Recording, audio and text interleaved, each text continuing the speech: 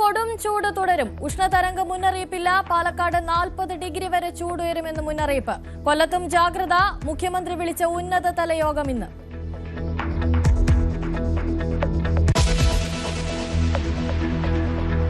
സംസ്ഥാനത്ത് പാമ്പ് കടിയേറ്റ് വീണ്ടും മരണം. കുട്ടനാട് സ്വദേശിനി മൂർഖന്റെ കടിയേറ്റ് മരിച്ചു. ചിറയൻകീഴിലെ 8 വയസ്സുകാരന് ആൻജീവനം നൽകിയില്ലെന്ന പരാതിയിൽ ഡിഎംഒയുടെ പരിശോധന ഇന്ന്. മരിച്ച ദിക്ഷലിന്റെ അയൽവീട്ടിൽ നിന്ന് മൂർഖനെ പിടികൂടി.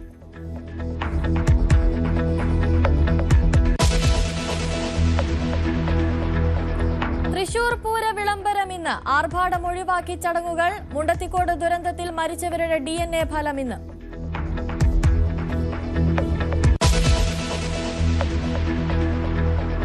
വിലക്ക് മറികടന്ന് കോൺഗ്രസിൽ മുഖ്യമന്ത്രി ചർച്ചകൾ സജീവം. കെ സി വേണുഗോപാലിനും രമേശ് ചെന്നിത്തലയ്ക്കും VD സതീശനുമായി അണികളുടെ സൈബർ പോര് തുടരുന്നു.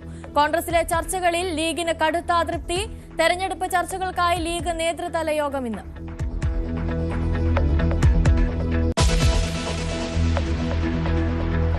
അഞ്ചരക്കണ്ടി ഡെന്റൽ കോളേജിലെ നിതിന്റെ മരണത്തിൽ അധ്യാപകരുടെ മുൻകൂർ ജാമ്യാപേക്ഷയിൽ ഇന്ന് വിധി.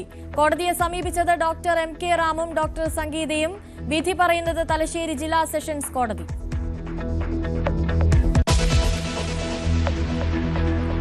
പശ്ചിമേഷ്യയിൽ ചർച്ചകൾക്കായി വീണ്ടും വഴി തെളിയുന്നു. ഇറാൻ സംഘം ഇസ്ലാമാബാദിൽ.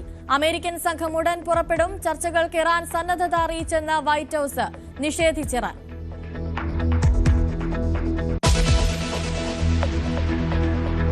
IPL-ൽ ഗുജറാത്തിനെതിരെ ബംഗളൂരുവിന് 5 വിക്കറ്റ് ജയം. ഗുജറാത്ത് ഉയർത്തിയ കൂറ്റൻ സ്കോർ ബംഗളൂരു മറികടന്നത് 7 ബോൾ ശേഷിക്കെ.